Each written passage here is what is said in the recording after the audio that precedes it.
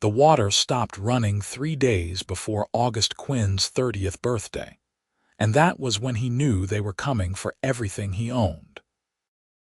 The creek that wound through his property in Boise, Idaho, had flowed steady since his grandfather first settled this land in 1848, but now the rocky bed lay exposed under the merciless July sun of 1878, and August could see boot prints in the dried mud where someone had diverted the stream upstream.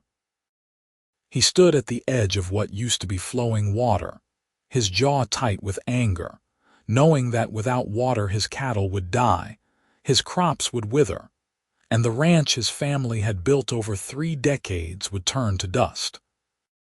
The lawyer's office smelled like old paper and tobacco smoke when August walked in 2 hours later, his boots leaving dusty prints on the polished wood floor.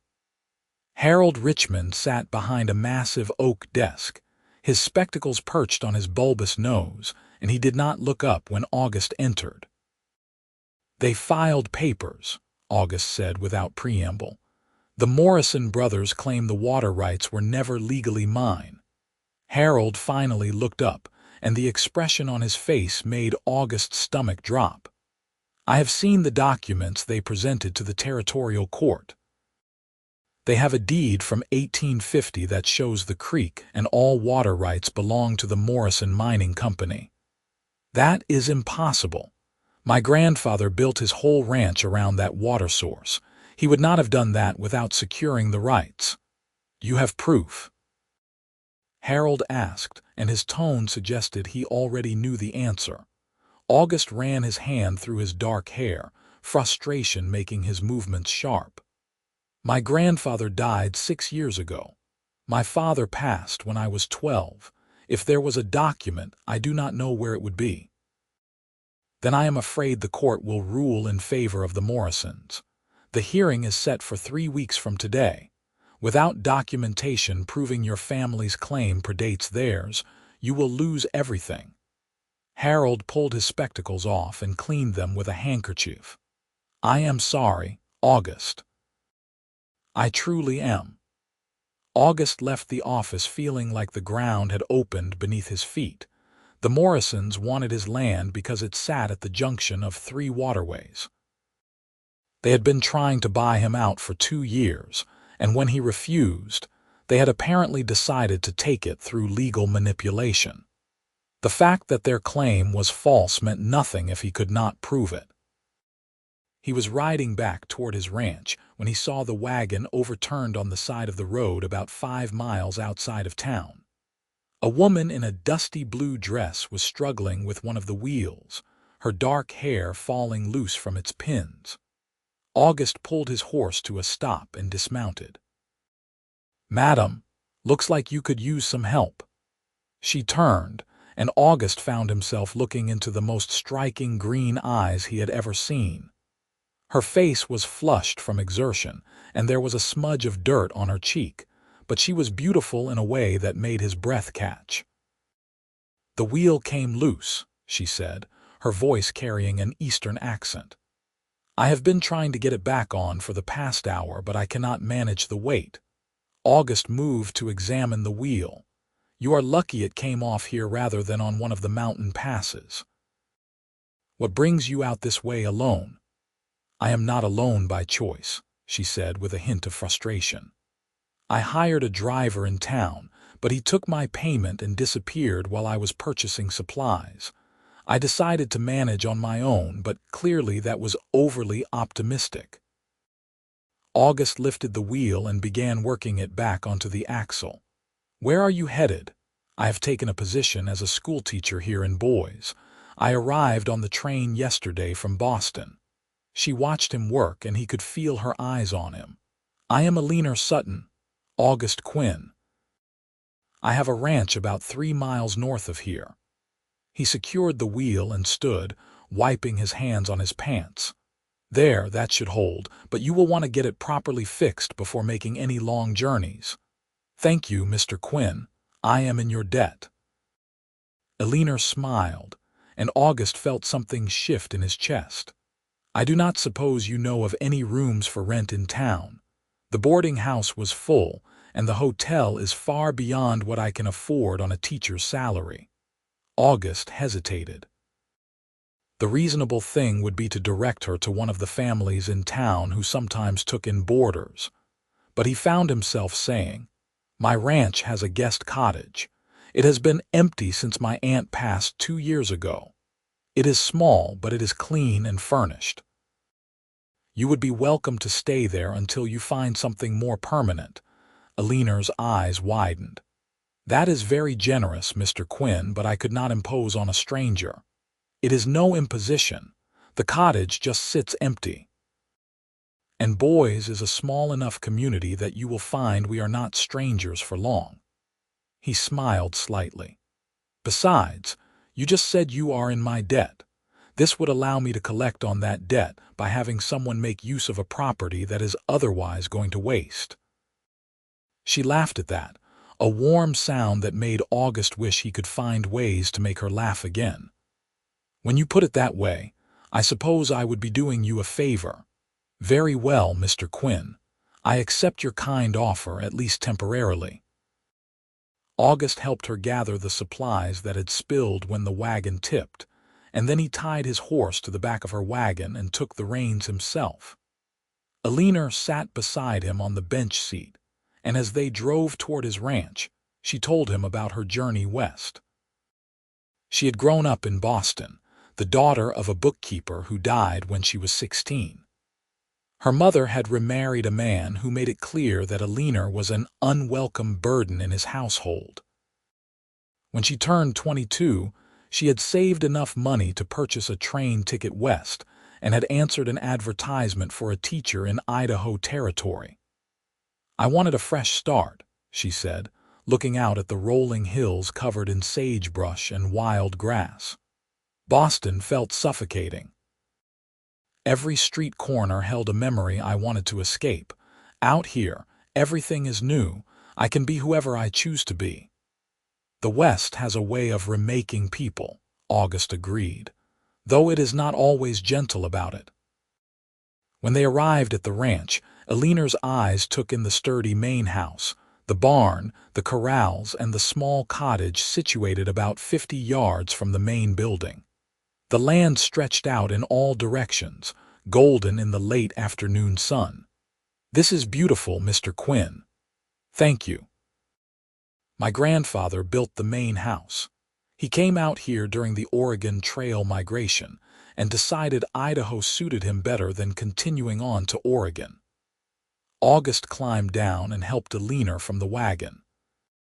His hands circled her waist, and he was acutely aware of how perfectly she fit against him for that brief moment. "Let me show you the cottage." The cottage was indeed small, just 2 rooms and a kitchen area, but it had a stone fireplace and large windows that let in plenty of light. Eleanor walked through slowly, running her hand along the simple wooden furniture. "It is perfect, truly.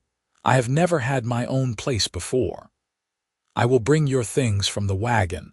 The well is just behind the main house. You are welcome to take water whenever you need."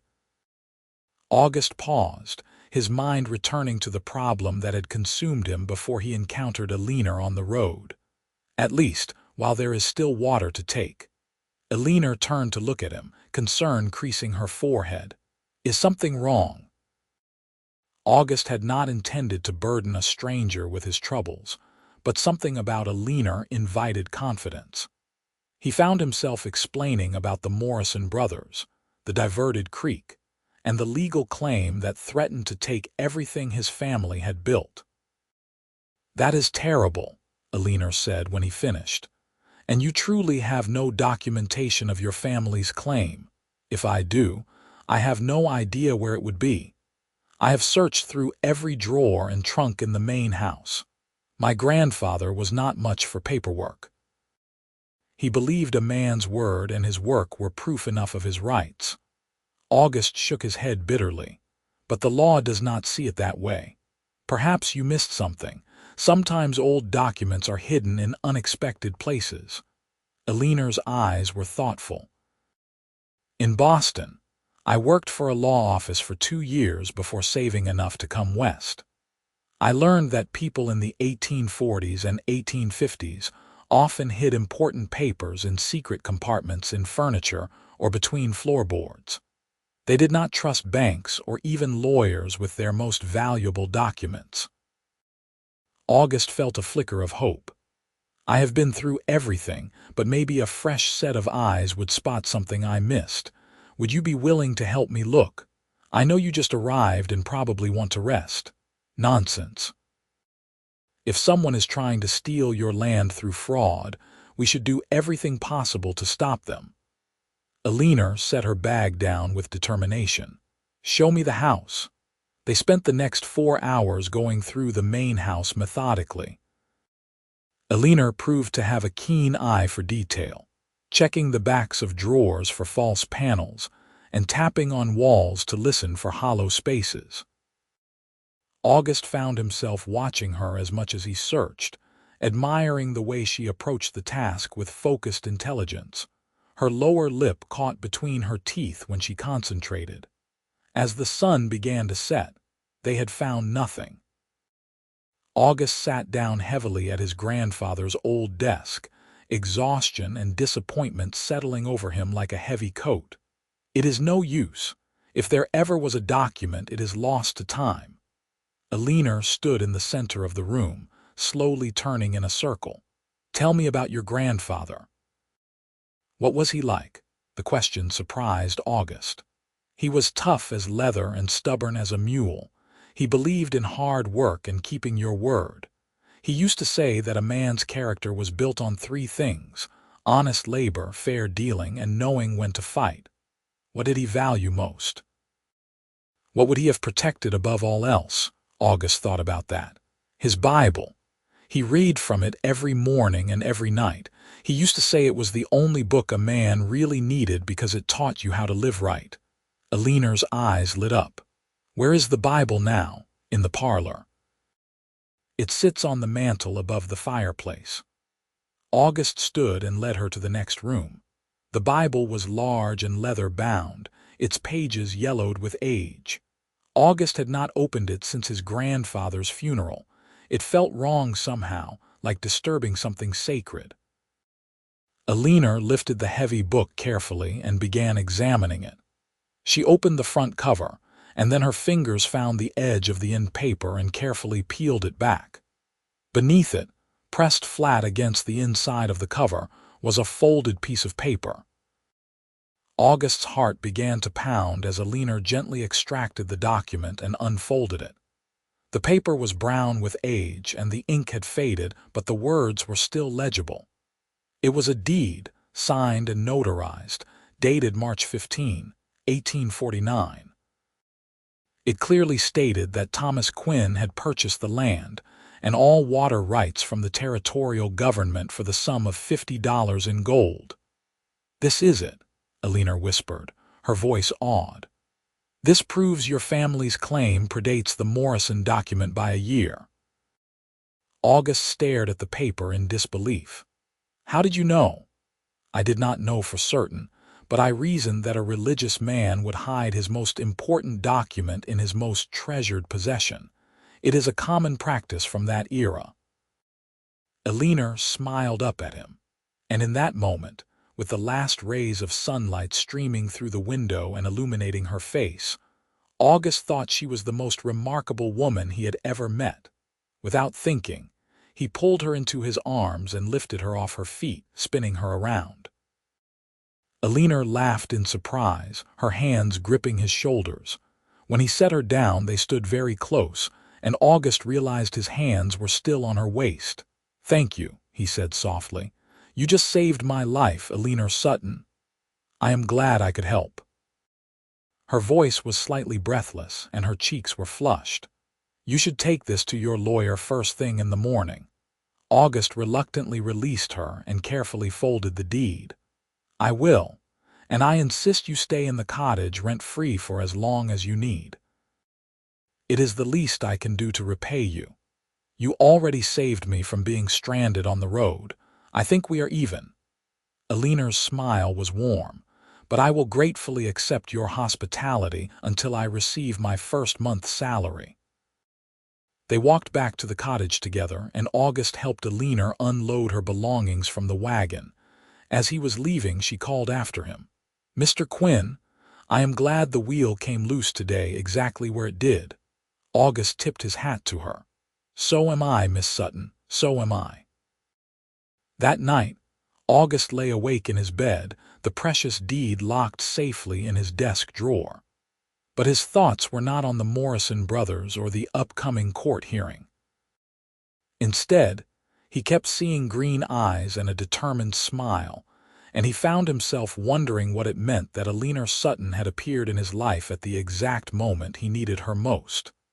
The next morning, August rode into town before dawn, the deed tucked securely in his shirt pocket. Harold Richmond was just opening his office when August arrived. "I found it," August said without preamble, pulling out the document and placing it on Harold's desk. The lawyer's eyes widened as he examined the deed. He pulled out a magnifying glass and studied every detail, checking the signatures and the seal. Finally, he sat back with a broad smile. "This is legitimate. This completely invalidates the Morrison claim. Where on earth did you find it?" "Hidden in my grandfather's Bible." August decided not to mention Eleanor's role. Something made him want to keep that between them, at least for now. "What happens next?"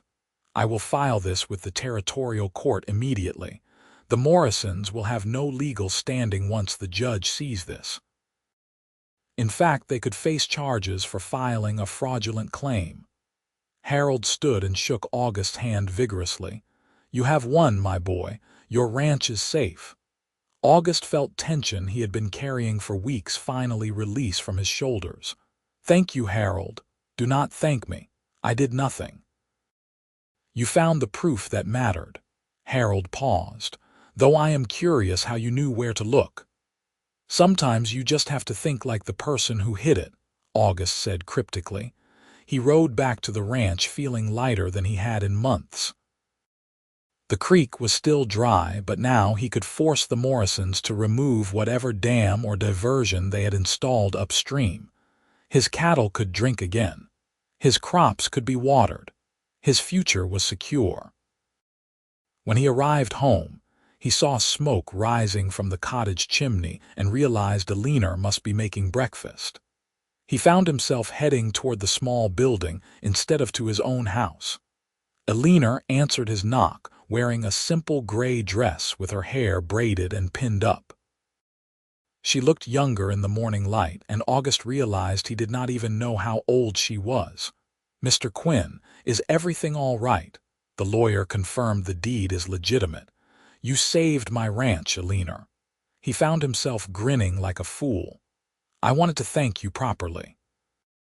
Would you allow me to take you to dinner in town tonight? There is a decent restaurant near the hotel." Eleanor hesitated, and August feared she would refuse, but then she nodded. "I would like that very much. Though perhaps you should call me Eleanor instead of Miss Sutton if we are going to be neighbors. Only if you will call me August instead of Mr. Quinn." "August," she said, trying out his name. "Yes, I think I can manage that." That evening, August dressed in his best shirt and jacket, the clothes he usually reserved for church on Sundays. He borrowed a buggy from his neighbor and drove to collect Eleanor. When she emerged from the cottage wearing a deep green dress that matched her eyes, with her hair styled in an elegant twist, August had to remind himself to breathe.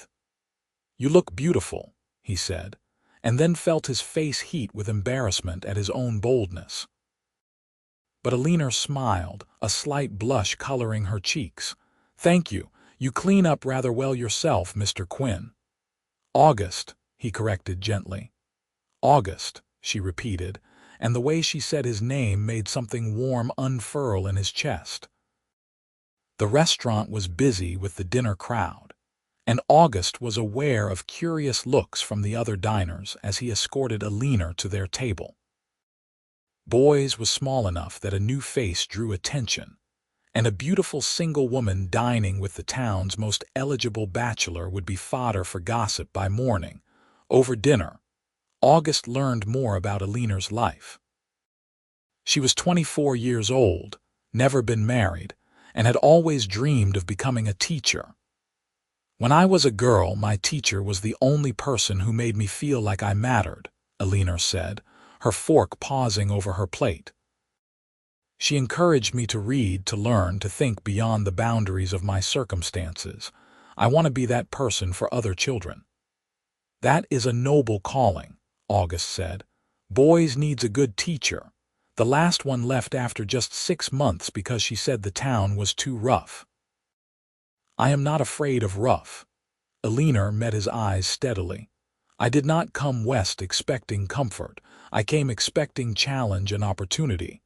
You might be the first person I have met who sees those as the same thing. Are they not?" She tilted her head thoughtfully. "Every worthwhile thing I have ever accomplished came through challenge. Comfort just makes a person soft." August found himself telling her things he had not spoken of in years, about his father's death when the wagon he was driving overturned in a storm, about the responsibility of taking over the ranch at 12 years old, working alongside his grandfather until his own hands were calloused and his back grew strong, about the loneliness of being the last of his family line, with no siblings or cousins, carrying the weight of preserving the Quinn legacy alone. "You are not alone anymore," Eleanor said quietly. "You have neighbors, friends, and now you have me, at least for a little while." "I hope it will be more than a little while." The words came out before August could stop them. "I mean, I hope you will like boys enough to stay. The town, that is, not just my ranch." Eleanor's smile was knowing. "I understand what you meant, and I think I might like boys very much." As they left the restaurant, a man stepped into their path. He was tall and broad-shouldered, with cold blue eyes and a scar running down his left cheek. August recognized him immediately. Jacob Morrison, the elder of the two brothers who had filed the fraudulent claim. "Quinn," Morrison said, his voice like gravel, "I hear you found yourself a document." "I did. A legitimate document that proves my family's claim to the water rights. Your case is finished, Morrison." August kept his voice level, but his hand instinctively moved to Eleanor's elbow, drawing her slightly behind him. Morrison's eyes flicked to Eleanor, and something ugly crossed his face. "Pretty thing you have got there. New in town, is she?" "That is none of your concern," August said coldly. "Everything in this town is my concern. My brother and I own half the businesses here.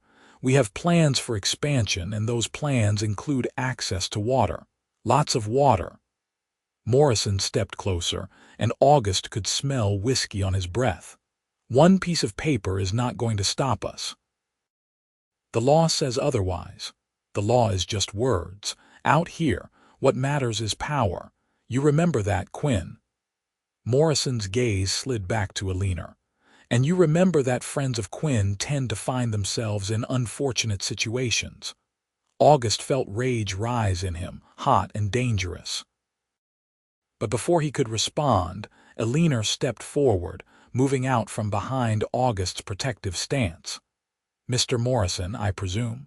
Her voice was cool and precise, the voice of an educated Eastern woman addressing someone beneath her station. "I am Eleanor Sutton, the new schoolteacher. I want to make sure I know who you are so that I can properly warn parents if your children attempt to enroll in my classes. I do not accept students whose fathers make threatening remarks to women. It suggests a deficit of moral character that inevitably manifests in the children." Morrison's face turned red. "You sanctimonious little, finish that sentence and I will break your jaw," August interrupted quietly. "Threaten me all you want, Morrison, but speak to her with respect or do not speak at all." Morrison glared at them both, his hands clenching into fists. For a moment, August thought the man might actually throw a punch. But then Morrison spat on the ground near their feet and stalked away, shoving past other pedestrians on the boardwalk. August turned to Eleanor, his heart still pounding with anger. "I am sorry you had to witness that. Morrison is a bully and a thief, but he has enough money to buy his way out of most trouble. Do not apologize. I am not some fragile flower who needs protecting from harsh words." Eleanor's eyes flashed with her own anger. "Though I appreciate your willingness to defend my honor." "That was rather gallant. He threatened you. He tried to intimidate us both. There is a difference." Eleanor took August's arm. "Take me home, please. I find I am suddenly very tired." They rode back to the ranch in silence, but it was not an uncomfortable silence. August kept thinking about the way Eleanor had faced down Morrison without flinching. Most women of his acquaintance would have been frightened, or would have at least pretended to be. But Eleanor had met the threat with sharp intelligence and cutting words.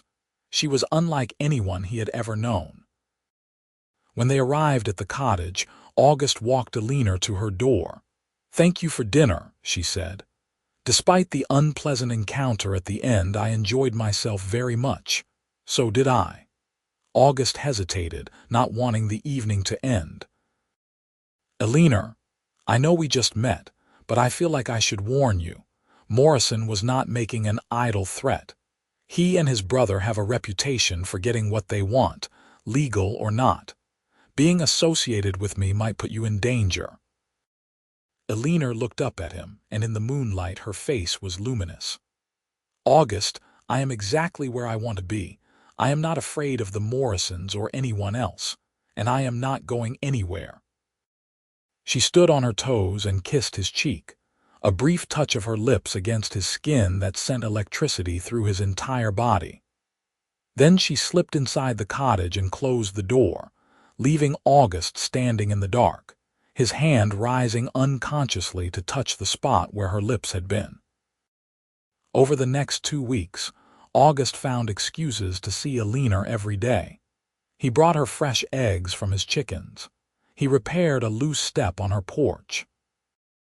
He invited her to ride with him around the property, showing her the boundaries of his land and the places where the creek would flow again, once the Morrisons' illegal diversion was removed.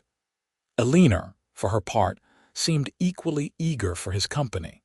She brought him books she thought he might enjoy.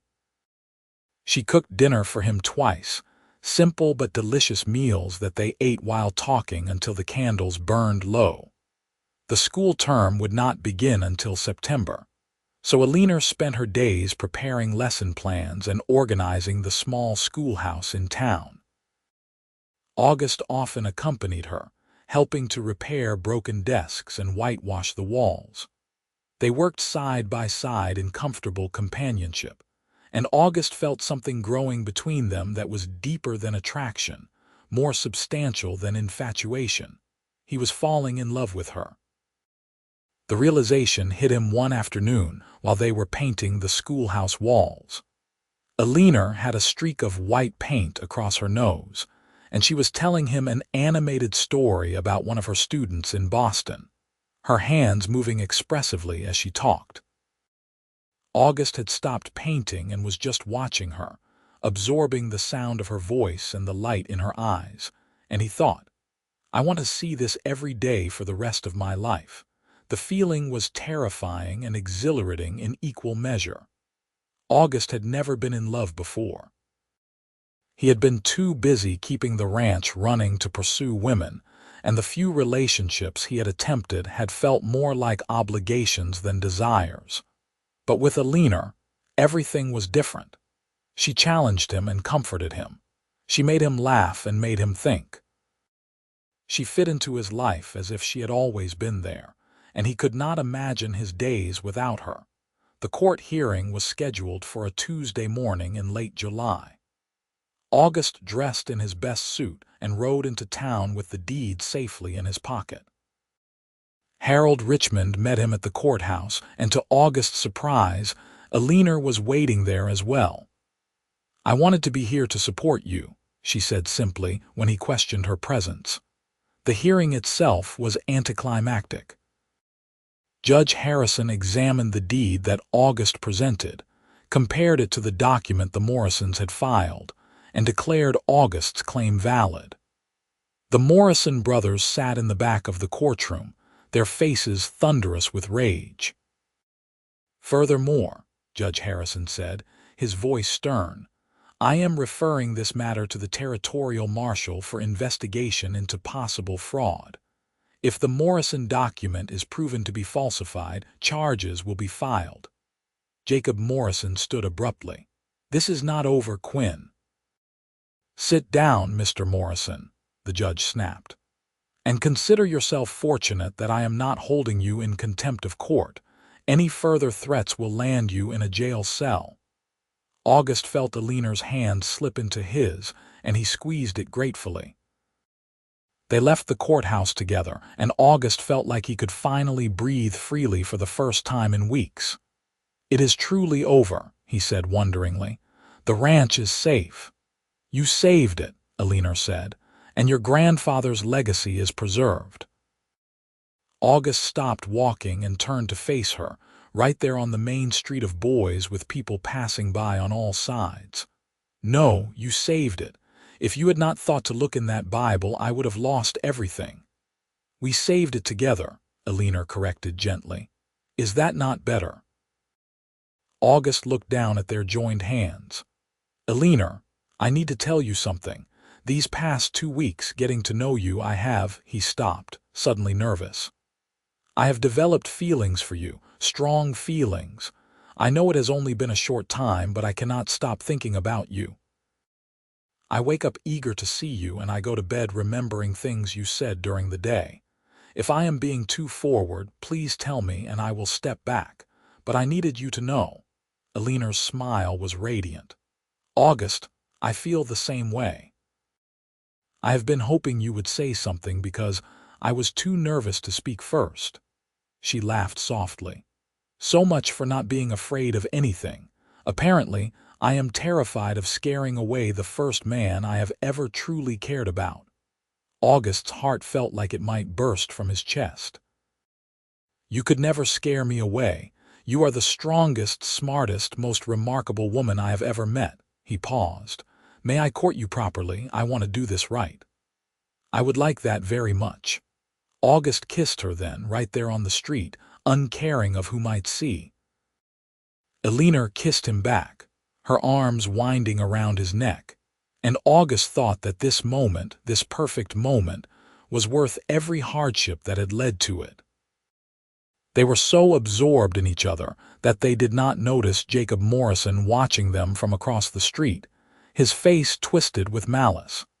The next week passed in a haze of happiness. August courted Eleanor with old-fashioned formality, bringing her flowers and taking her on picnics by the creek, which was now flowing again after the marshal forced the Morrisons to remove their illegal diversion. They talked for hours about everything and nothing, learning each other's histories and dreams. August told Eleanor about his hope to expand the ranch, maybe add more cattle or try growing wheat. Eleanor shared her plans for the school, the curriculum she wanted to implement, and the difference she hoped to make in the community. "I want to teach them to think," she said earnestly. "Not just to memorize facts, but to question and analyze and understand. That is how you change the world, one mind at a time." August loved listening to her talk about teaching. Her passion for it was evident in every word, and he found himself imagining a future where their children would be among her students, learning from the smartest woman he had ever known. He had just started seriously thinking about proposing, about how and when to ask her to be his wife, when everything went wrong. It was a Friday evening, and August had gone into town to pick up supplies.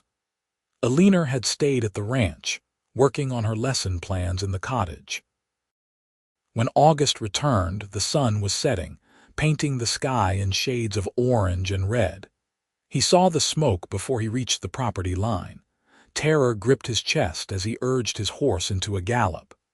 The main house was untouched, but flames were engulfing the barn. August could hear his cattle bellowing in panic from the corral.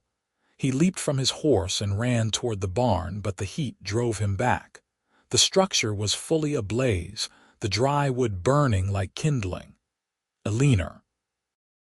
He spun toward the cottage and saw her running toward him, her face pale with fear. "I am all right. I saw the flames and came out, but it was already too far gone. I could not get close enough to do anything." She grabbed his arm. "Your horses, are they inside?" August's blood ran cold. He had 2 horses stabled in the barn. Without thinking, he grabbed a bucket from the well and doused himself with water, then wrapped a wet cloth around his face. He could hear Eleanor screaming at him to stop, but he ignored her and ran into the burning building. The smoke was choking and the heat was unbearable. August could barely see through the thick black clouds. He found the first horse, a mare named Daisy, and cut her loose from her stall. She reared in panic, but he managed to drive her toward the door. The second horse, his grandfather's old gelding named General, was harder to reach. Part of the roof had collapsed, blocking the stall. August climbed over the burning debris, feeling his clothes catch fire. He beat out the flames with his hands and reached General's stall.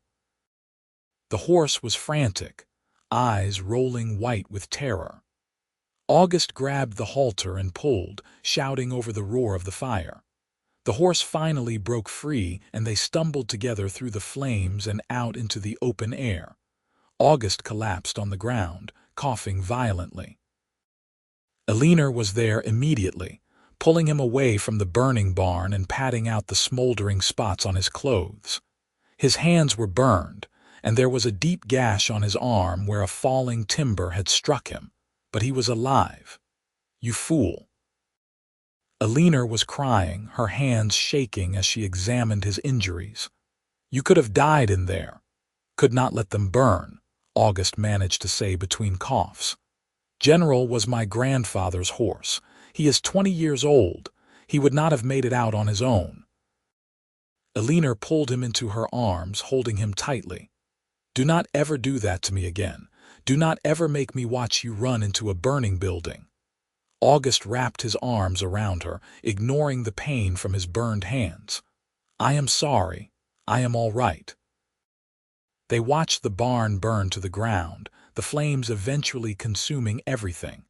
When it was over, nothing remained but smoking rubble.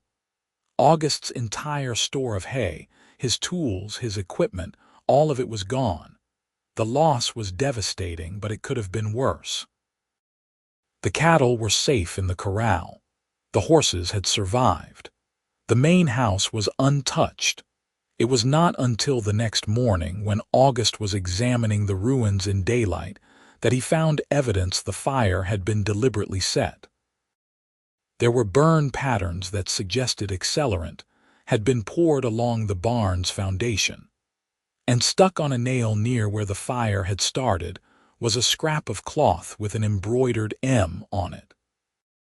August brought the evidence to Marshal Cooper, a weathered man in his 50s who had seen enough frontier justice to be cynical about most things. But even he frowned when he saw the cloth. "The Morrisons," he said flatly. "Has to be, but this scrap is not enough for an arrest warrant. I need more proof. They threatened me outside the restaurant. Eleanor witnessed it. Threats are not the same as evidence of arson," the marshal sighed. "Look, Quinn, I know Jacob and Daniel Morrison are likely behind this. Everyone knows it, but knowing and proving are different things. Unless you can give me solid evidence, my hands are tied." August left the marshal's office feeling helpless and furious. Eleanor was waiting for him outside, and the concern in her eyes made his chest ache. What did he say? Not enough evidence for an arrest. August ran his uninjured hand through his hair. "The Morrisons are going to get away with it." "No, they are not."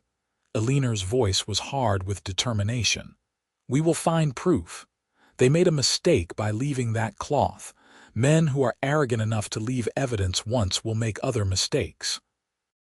Over the next week, August worked on cleaning up the barn ruins and starting to rebuild. Several neighbors came to help, bringing lumber and nails and their labor. The community had rallied around him, and August was grateful, but he could not shake the feeling that the Morrisons were not finished. Eleanor spent her time asking careful questions around town. She had a gift for drawing people out, for making them comfortable enough to share information they might otherwise keep to themselves.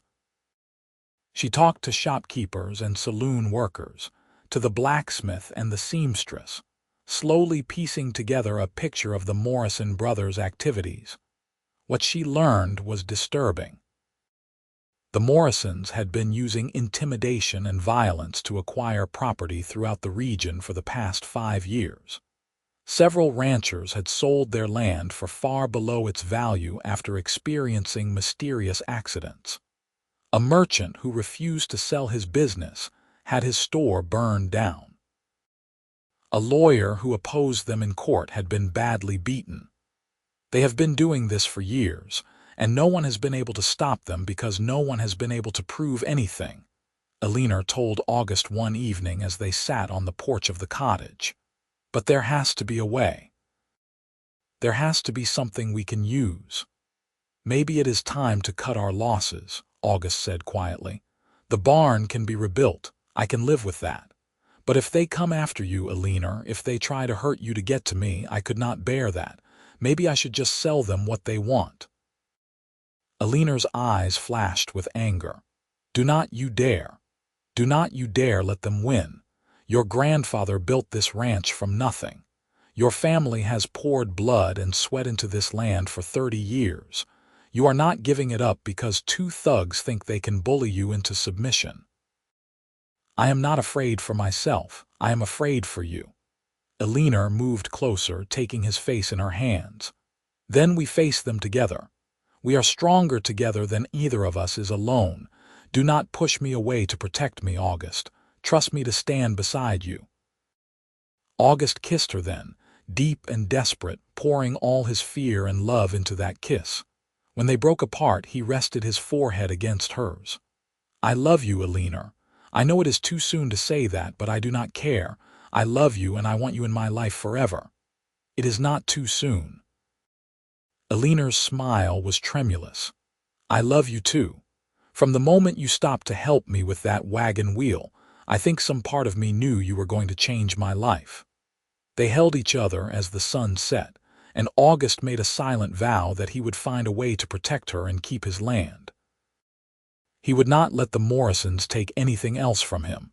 The answer came from an unexpected source. 2 days later, a man named Thomas Gray arrived at the ranch.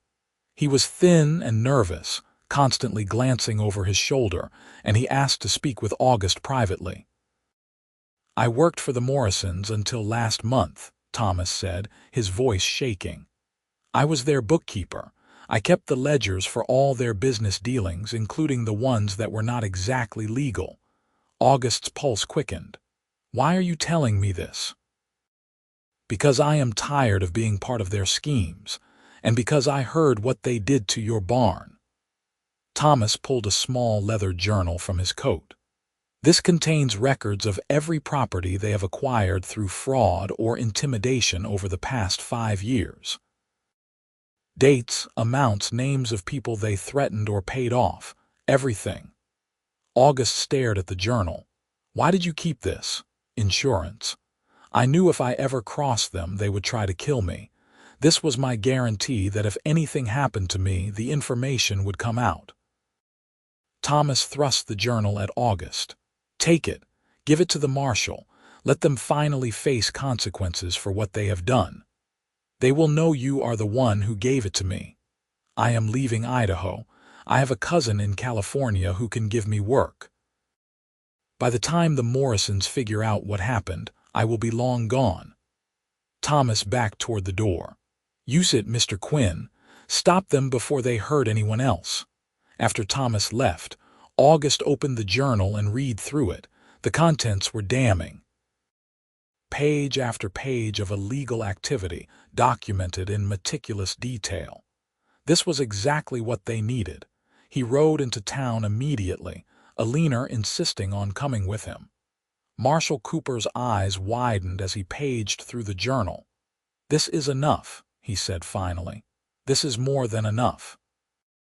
I can arrest them both on multiple charges." "Do it," August said. "Today, before they have a chance to disappear." The marshal organized a small group of deputies, and they went to arrest the Morrison brothers at their office. August and Eleanor waited at the marshal's office, the tension nearly unbearable. It was almost 2 hours before the marshal returned with both Jacob and Daniel Morrison in handcuffs. Jacob Morrison's eyes found August through the bars of the jail cell, and the hatred in them was palpable. "This is not over, Quinn. We have lawyers. We have money. We will be out by tomorrow, and when you are out, you will be on trial for fraud, arson, extortion, and assault," Marshal Cooper interrupted.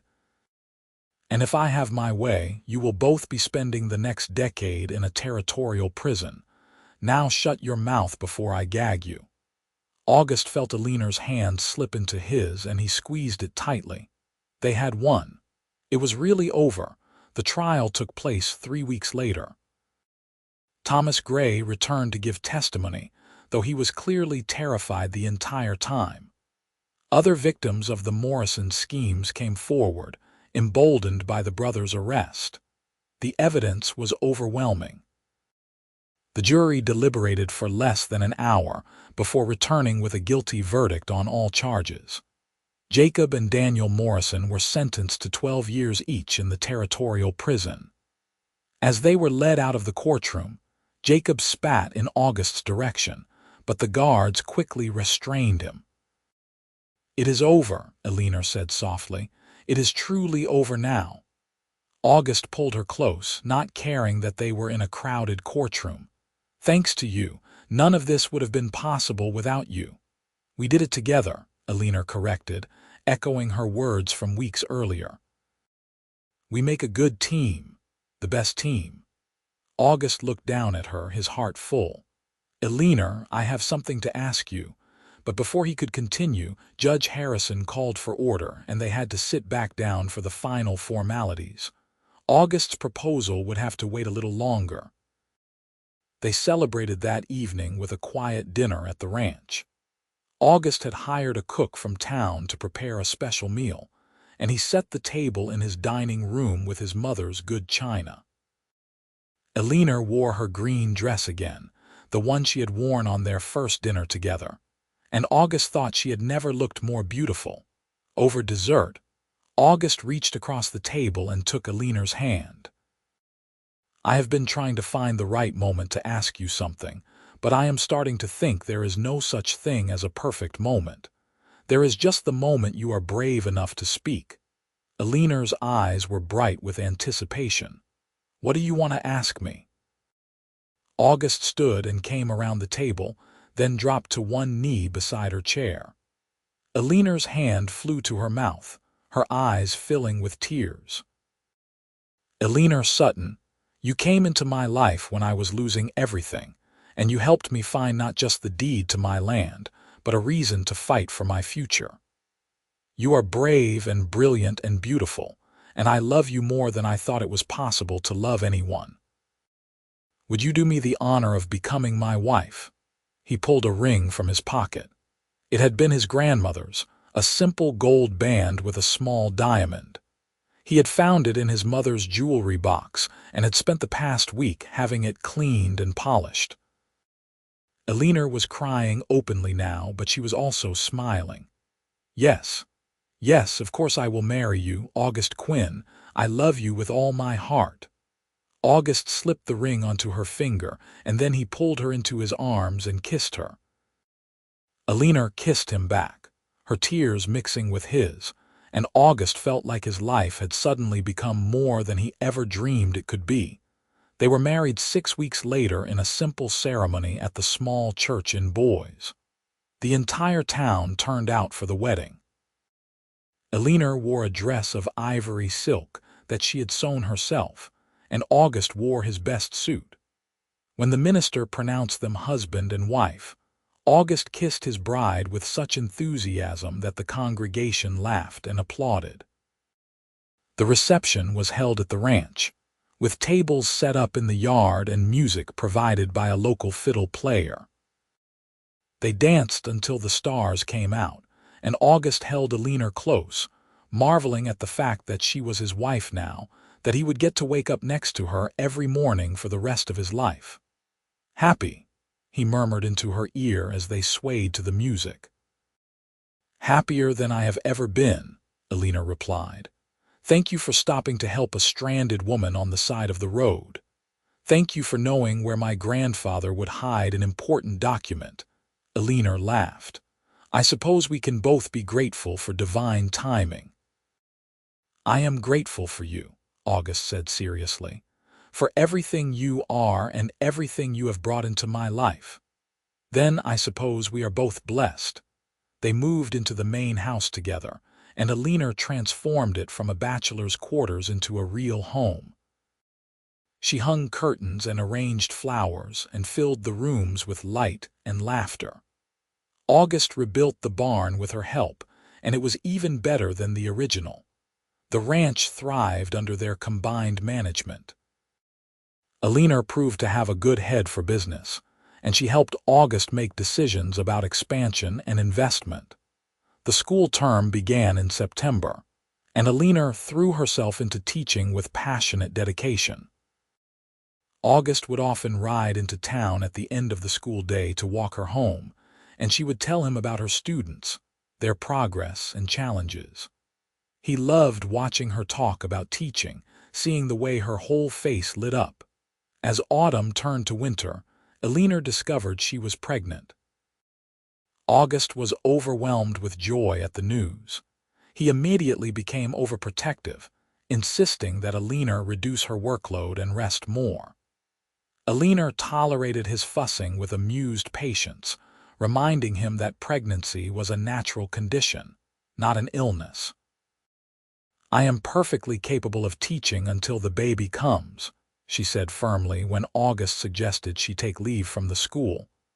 "I will not be one of those wives who languishes on a couch for 9 months. I just want you to be safe, you and the baby both." Eleanor's expression softened. "I know, and I love you for it, but you have to trust me to know my own limits. I promise I will be careful." Their daughter was born on a cold March evening in 1879 with the help of the town midwife and the doctor. August paced outside the bedroom for hours, nearly wearing a path in the floor, until he finally heard the sound of a baby crying. When the midwife opened the door and told him he had a healthy daughter, August's knees nearly gave out with relief. Eleanor was exhausted but glowing when he entered the room. She held their daughter in her arms, wrapped in a soft blanket. "Come meet your daughter," she said softly. August approached slowly, almost afraid to disturb the peaceful scene. When he looked down at his daughter's tiny face, he felt his heart expand in a way he had not known was possible. She had Eleanor's delicate features and a cap of dark hair. "She is perfect," he whispered. "You are perfect. We are calling her Rose," Eleanor said, "after your mother." August had told Eleanor about his mother, who died when he was young. He was touched that she would honor her memory this way. "Rose Quinn. It is a beautiful name." He sat on the edge of the bed and put his arm around Eleanor, and together they marveled at the tiny life they had created.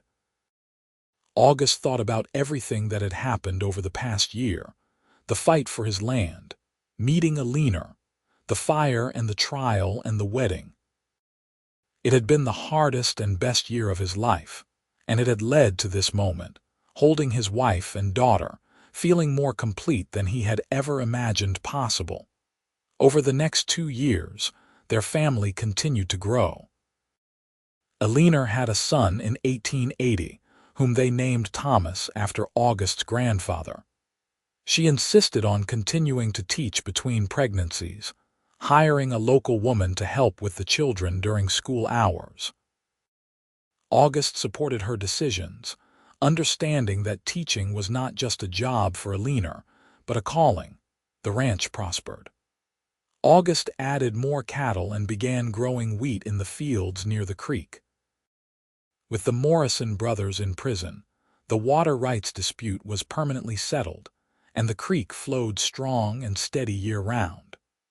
August hired 2 ranch hands to help with the increased workload, and he built a larger barn and an additional storage building. In 1882, Eleanor gave birth to another daughter whom they named Grace. With 3 children under the age of 4, Eleanor finally agreed to take a leave from teaching. "Just for a year or 2, she said, "until they are all old enough for school themselves." August was secretly relieved. He had hated seeing Eleanor stretch herself so thin, though he would never have asked her to give up something she loved. But Eleanor seemed content with the decision, throwing herself into motherhood with the same passionate dedication she had given to teaching. The children were August's greatest joy. He loved watching them grow and learn, seeing pieces of himself and Eleanor in their personalities. Rose was serious and studious like her mother. Thomas was adventurous and stubborn like August. Grace was the baby, sweet and affectionate with everyone. On their 5th wedding anniversary, August took Eleanor on a picnic to the spot by the creek where they used to sit during their courtship. The children were with a neighbor for the afternoon, giving them rare time alone together. "You ever regret it?" August asked as they sat on a blanket watching the water flow past. "Coming west, I mean. Your life in Boston was easier." Eleanor looked at him in surprise. "Easier, perhaps, but not better, not by any measure." She took his hand. "August, my life began the day that wagon wheel came loose. Everything before that was just preparation for finding you, for building this life we have together. I have never regretted it for a single moment. Even during the hardest times, when the barn burned, or when you were in labor for 12 hours with Thomas. Even then. Maybe especially then, because those are the moments that prove what we are made of, what we are together." Eleanor shifted closer, resting her head on his shoulder. "I love our life, I love our children, I love you. That has never wavered, not even for a second." August kissed the top of her head, feeling grateful beyond measure. "I love you too, more than I can express. You saved my life in more ways than one, Eleanor. Then I suppose we saved each other." They sat in comfortable silence, listening to the creek and the wind in the trees. August thought about the deed that had almost cost him everything, and how it had ultimately brought him the greatest treasure of his life. Sometimes loss and gain were separated by the thinnest of margins. Sometimes a stranger on the side of the road turned out to be your destiny. As the years passed, the Quinn ranch became known as one of the most successful in the region. August's cattle were prized for their quality, and his wheat crops were consistently strong. Eleanor eventually returned to teaching part-time, taking over the education of the ranch children in the area when the town school became too crowded. She taught from their home, and August built her a small schoolroom attached to the main house. Their children grew into capable, intelligent young adults. Rose inherited her mother's love of learning and became a teacher herself. Thomas took over more of the ranch operations as August got older, showing a natural aptitude for managing both the land and the business. Grace married a young lawyer from Boise and gave August and Eleanor their first grandchildren. In 1895, on their 16th wedding anniversary, August and Eleanor sat on the porch of their ranch house, watching the sunset paint the sky in brilliant colors. August was 57 now, his dark hair threaded with silver.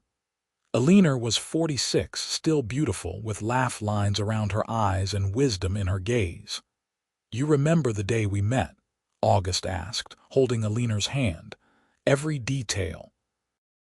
You rode up like a knight in dusty work clothes, ready to rescue a damsel in distress from a broken wagon wheel." Eleanor smiled at the memory. I thought you were the most handsome man I had ever seen. I thought you were going to refuse my help. You looked so determined to handle it yourself. I was, but I am very glad I accepted. Eleanor squeezed his hand. That decision changed my entire life. Mine too. August was quiet for a moment, then said, I have been thinking about that deed, the one you found in my grandfather's Bible. It saved the ranch, but more importantly, it brought you into my life. If the Morrisons had never filed their false claim, if I had never been in danger of losing the land, I might have been too busy that day to stop and help you. Our timing would have been different. We might never have met. Eleanor considered this. I suppose that is one way to look at it, or you could say that everything happened exactly as it was meant to. The challenges we faced did not prevent us from finding each other. They revealed us to each other. You saw me at my most determined and practical. I saw you at your most vulnerable and brave. Those circumstances allowed us to truly see each other from the very beginning. You always were smarter than me, August said with affection. Not smarter, just more willing to believe in fate.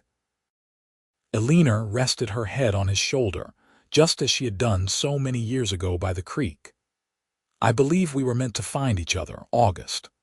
I believe I was meant to break down on that exact stretch of road at that exact moment so that you would come along and stop. I believe every difficult thing that happened led us to each other. Then I am grateful for every hardship if they all led to you. They sat together in the fading light, two people who had found each other against all odds and built a life of love, family, and success. The water rights that had almost been stolen away had brought them together. The papers that proved August's claim had been the beginning of their story, but their love had written every beautiful chapter that followed. August looked out at his land, the ranch his grandfather had built and he had preserved, and he felt a deep sense of satisfaction. He had honored his family's legacy. He had raised good children who would carry the Quinn name into the future. And he had loved one remarkable woman with his whole heart for more than 16 years. Eleanor had given him everything. She had saved his ranch, yes, but more than that, she had given him a partner, a family, a reason to fight for his future. She had taken a lonely man who was in danger of losing everything and shown him what it meant to truly live. Thank you, August said softly. For what? For the wagon wheel breaking. For being brave enough to accept help from a stranger. For finding that deed. For loving me. For all of it. Eleanor lifted her head and kissed him gently. Thank you for stopping, for offering me a place to stay, for courting me properly, for building this beautiful life with me, for all of it. As darkness fell, they went inside together, ready to face whatever tomorrow brought. Their story had begun with a legal battle over water rights and a hidden document that proved the truth. But it had become so much more than that. It had become a testament to the power of love to transform lives, to the strength found in partnership, and to the beautiful, unexpected moments that change everything. August Quinn had fought to keep his water rights and his land. Eleanor Sutton had found the paper that proved it was rightfully his. But in the process, they had found something far more valuable than any deed or property. They had found each other, and that had made all the difference. Their love story became part of the ranch's legend, passed down through generations. Their descendants would tell the story of how Eleanor's quick thinking saved the ranch, and how August's courage in facing the Morrisons protected their future. But mostly they told the story of how two people met by chance on a dusty Idaho road and built a love that lasted a lifetime. The creek still flowed through Quinn land, its water clear and cold, a reminder of the battles fought and won. The ranch still stood strong, expanded and improved by each generation. And the deed that had once been hidden in a Bible was now framed and hanging in the main house, a testament to the importance of preserving the truth. But more than any document or property, the true legacy of August and Eleanor Quinn was the love they shared and the family they built. Their story proved that sometimes the worst circumstances bring about the best outcomes, that challenges can forge unbreakable bonds, and that love found in unexpected places can become the foundation of everything that matters. As August and Eleanor grew old together, surrounded by children and grandchildren, they never forgot that first day, that broken wagon wheel, that desperate search for a hidden deed. Those moments had brought them together, and everything that followed had been the unfolding of a love story written in the dust of the Idaho frontier, sealed with determination and courage, and lived out in the daily choices to stand beside each other through every trial and triumph. Their story was not just about water rights or legal battles. It was about finding home in another person, about the courage to love fully, and about the beautiful truth that sometimes the best things in life come from the most difficult circumstances. August and Eleanor had faced down land thieves and fires, legal battles and threats, and they had emerged stronger, more deeply connected, and more in love than ever. And in the end, that was the real victory. Not the land they preserved or the battles they won, but the life they built together, the love they nurtured, and the family they created. The ranch would endure for generations, but the love story of August and Eleanor Quinn would endure even longer, a reminder that true love, once found, can weather any storm and overcome any obstacle. Their happily ever after was not a fairy tale ending, but a real lived experience of choosing each other every day, supporting each other through every challenge, and building a life of meaning, purpose, and deep abiding love that would echo through time.